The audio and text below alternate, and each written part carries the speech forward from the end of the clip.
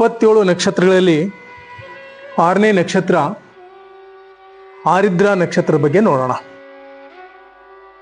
ಭಗವಂತ 27 ನಕ್ಷತ್ರಗಳಲ್ಲಿ ವಾರಗಳನ್ನು ತೆಗೆದುಕೊಂಡಾಗ ಮತ್ತು ತಿಥಿ ಎಲ್ಲ ಒಂದು ಆಧ್ಯಾತ್ಮಿಕದ ಈ ಜ್ಯೋತಿಷ್ಯದ ಒಂದು ಖಗೋಳ ಶಾಸ್ತ್ರದಲ್ಲಿ ಯಾಕೆ ಆ ನಕ್ಷತ್ರದಲ್ಲೇ ನಾವು ಜನ್ಮ ತಗೋತೀವಿ ಅನ್ನೋದ್ರ ಬಗ್ಗೆ ನೋಡೋಣ. ಸೃಷ್ಟಿಯಲ್ಲಿ ನಮ್ಮ ಪೂರ್ವಿಕರು ಮತ್ತು ಋಷಿ ಮುನಿಗಳು ಈ ಒಂದು ನಕ್ಷತ್ರದ ಬಗ್ಗೆ ಸರಿಯಾದ ಅಧ್ಯಯನವನ್ನು ಮಾಡಿ ಸುಮಾರು ಯುಗಗಳಿಂದ ಕಂಡಿಡಿದಂಥ ಈ ಒಂದು ಜ್ಯೋತಿಷ್ಯ ಬೆಳಕಿದೆಯಲ್ಲ, ಇದರಲ್ಲಿ ಹುಟ್ಟಿರುವವರು ಇದನ್ನು ಮಾಡ್ತಾರೆ ಅಂತ ಪ್ರಾಕ್ಟಿಕಲ್ ಆಗಿ ನೋಡಿ ಬರೆದಂಥ ಗ್ರಂಥವಿದೆ. ಇವೆಲ್ಲ ಬೇರೆ ಇವೆಲ್ಲ ಶಾಸ್ತ್ರಗಳಿದಾವಲ್ಲ, ಸುಮ್ಮನೆ ಏನೂ ಅಲ್ಲ, ಎಲ್ಲವನ್ನ ಅನಲೈಸ್ ಮಾಡಿ ಎಲ್ಲ ಶಾಸ್ತ್ರಗಳ ಬಗ್ಗೆ ತಿಳ್ಕೊಂಡು ಪೂರ್ತಿಯಾಗಿ ಕಳೆದಿರ್ತಕ್ಕಂಥ ದಿನಗಳನ್ನು ಇಲ್ಲಿರೋ ಕರ್ಮ ಇದೆಯಲ್ಲ, ಈ ಕರ್ಮದ ಪ್ರೆಡಿಕ್ಷನ್ ಪ್ರಕಾರ ಮುಂದಿನ ಜನ್ಮ ಎಲ್ಲಾಗುತ್ತೆ ಅಂತ ಕೂಡ ಹೇಳುವಂಥ ಋಷಿ ತತ್ವ ನಮ್ಮ ಭಾರತ ಖಂಡದಲ್ಲಿ ಇದೆ. ಇದನ್ನೇ ಯುಗಗಳಿಂದ ಗುರುಗಳು ಹೇಳಿದ್ದು, ಈ ನಕ್ಷತ್ರದಲ್ಲಿ ಜನಿಸಿರುವವರು ಇದನ್ನೇ ಮಾಡ್ತಾರೆ ಅಂತ ಹೇಳಿ ಹೋಗಿದ್ದಾರೆ. ಗ್ರಂಥಗಳಲ್ಲಿ ಉಲ್ಲೇಖವನ್ನು ಮಾಡಿದ್ದಾರೆ. ಸಂಪೂರ್ಣವಾಗಿ ಈ ಉಲ್ಲೇಖ ಹೇಗಿದೆ ಅಂದರೆ, ನಾವು ದೇಹ ಈ ಭೂಮಿಗೆ ಬಂದಾಗ ತೆಗೆದುಕೊಳ್ತೀವಲ್ಲ, ಆ ನಕ್ಷತ್ರಗಳಲ್ಲಿ ಯಾವ ಗ್ರಹ ಎಲ್ಲಿ ಕೂತಿದೆ ಅನ್ನೋದು ನಮ್ಮ ಈ ಜನ್ಮದ ಪ್ರೆಡಿಕ್ಷನ್ ಅಲ್ಲಿ ರೆಡಿ ಆಗಿರುತ್ತೆ. ಇಂದಿನ ಜನ್ಮದ ಬ್ಯಾಡ್ ಕರ್ಮಸ್ ಇದ್ರೆ ಈ ಜನ್ಮದಲ್ಲಿ ಒಳ್ಳೊಳ್ಳೆ ಮನೆಗಳಲ್ಲಿ ಬ್ಯಾಡ್ ಗ್ರಹಗಳು ಕೂತ್ಬಿಟ್ಟಿರ್ತವೆ. ಅದೇ ಪಾಸ್ಟ್ ಲೈಫ್ ಇಂದಿನ ಜನ್ಮದಲ್ಲಿ ಸುಕೃತ ಪುಣ್ಯ ಮಾಡಿದಿರಿ ಅನ್ಕೊಳ್ಳಿ, ಈ ಜನ್ಮದಲ್ಲಿ 0ದಿಂದ ಹೈ ಲೆವೆಲ್ ಹೋಗ್ಬಿಡ್ತಾರೆ. ಓದಲಿಕ್ಕೆ ಕಷ್ಟ ಅಂಥವ್ರು DC ಆಗ್ಬಿಡ್ತಾರೆ. ಬಹಳ ಬಡತನ ಅಂಥವ್ರು ಶ್ರೀಮಂತರಾಗ್ಬಿಡ್ತಾರೆ.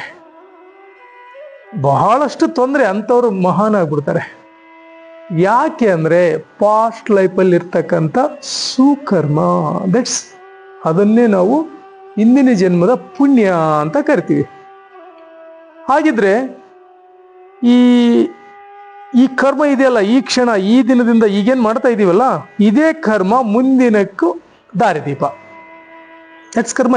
ಡೂ ಯು ಎನಿ ಕರ್ಮ, ದಟ್ಸ್ ರಿಸಲ್ಟ್ ಇದ್ದೇ ಇರ್ತದೆ, ಏನಾದರೂ ಮಾಡಿ ನೀವು. ಓಕೆ, ಇಲ್ಲಿ ಆರಿದ್ರ ನಕ್ಷತ್ರ ಬಗ್ಗೆ ನೋಡೋಣ. ಈ ಆರಿದ್ರ ನಕ್ಷತ್ರಕ್ಕೆ ಶಿವ ಅಧಿದೇವತೆ ಆಗ್ತಾರೆ. ಇದರ ಗ್ರಹ ಬಂದ್ಬಿಟ್ಟು ರಾಹು. ಇದು ಸಂಪೂರ್ಣ ಮಿಥುನ ರಾಶಿಗೆ ಬರುತ್ತೆ. ಮಿಥುನ ರಾಶಿ ಅಧಿಪತಿ ಬುಧ ಆಗ್ತಾನೆ.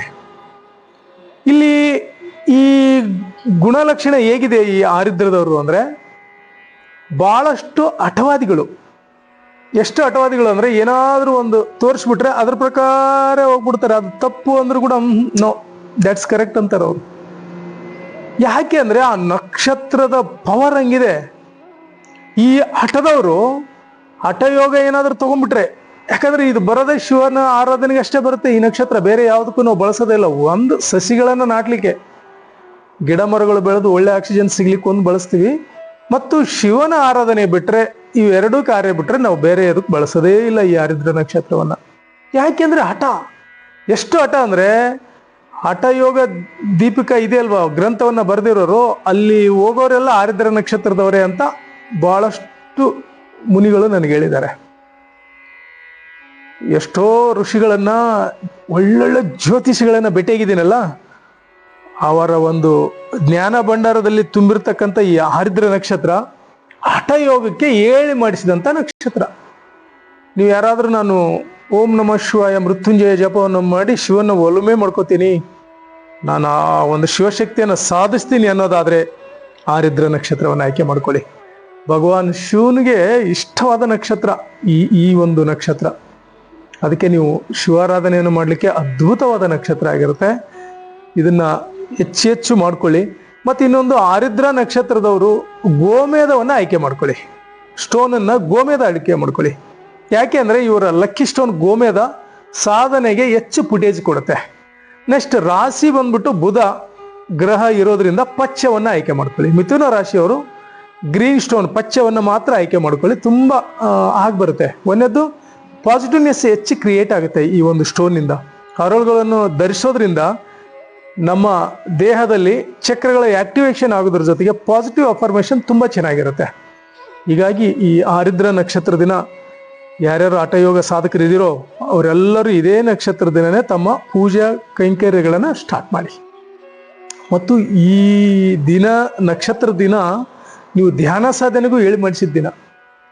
ಯಾರು ಧ್ಯಾನವನ್ನು ಗೌತಮ್ ಬುದ್ಧನ ಧ್ಯಾನ ತಗೊಳ್ಳಿ, ಶಿವಸ್ತೋತ್ರ ತಗೊಳ್ಳಿ, ಯಾವುದನ್ನ ಮಾಡಬೇಕು ಅಂತೀರೋ ಆರಿದ್ರ ನಕ್ಷತ್ರ ಆಯ್ಕೆ ಮಾಡ್ಕೊಳ್ಳಿ. ನಿಮ್ಮ ಸಾಧನೆ ಹಿನ್ಮುಖವಾಗಿ ಹೋಗೋದೇ ಇಲ್ಲ, ಮುಂದೆನೇ ಹೋಗ್ಬಿಡುತ್ತೆ. ಅದ್ಭುತವಾದ ಕಾರ್ಯ ಆಗಿರೋದ್ರಿಂದ ಈ ಒಂದು ಸಾಧನೆಯನ್ನು ಎಲ್ಲರೂ ಆರಿದ್ರ ನಕ್ಷತ್ರ ದಿನ ಆಯ್ಕೆ ಮಾಡ್ಕೊಳ್ಳಿ. ಬೇರೆ ನಕ್ಷತ್ರಗಳು ಎಲ್ಲದಕ್ಕೂ ಬರುತ್ತೆ, ಬಟ್ ಆರಿದ್ರ ನಕ್ಷತ್ರ ಮಾತ್ರ ಶಿವನ ಆರಾಧನೆಗೆ ಹೇಳಿ ಮಾಡಿಸಿದ್ದಾಗಿದೆ. ಹೀಗಾಗಿ ಎಲ್ಲ ಸಾಧಕರು ಆಧ್ಯಾತ್ಮಿಕಕ್ಕೆ ಬನ್ನಿ.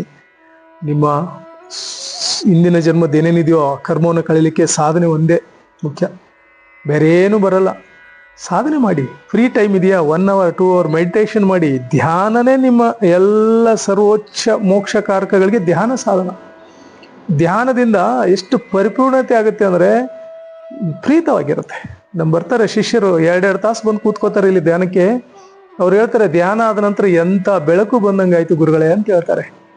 ಅದಕ್ಕೆ ಮನೆಯಲ್ಲಿ ಅಗ್ನಿಹೋತ್ರ ಹೋಮವನ್ನು ಮಾಡಿ, ಮಂತ್ರ ಸಾಧನೆಯನ್ನು ಮಾಡಿ, ಧ್ಯಾನವನ್ನು ಮಾಡಿ ಈ ಒಂದು ನಿಮ್ಮ ಜೀವನವನ್ನು ಸಾರ್ಥಕಪಡಿಸ್ಕೊಳ್ಳಿ. ಆಧ್ಯಾತ್ಮಿಕ ಬೆಳಕು ನಿಮ್ಮೆಲ್ಲರದೇ ಹರಡಲಿ. ಎಲ್ಲರೂ ಈ ಒಂದು ಸಾಧನೆಯನ್ನು ಹೆಚ್ಚು ಮಾಡ್ಕೊಳ್ಳಿ. ಓಕೆ, ಧನ್ಯವಾದಗಳು.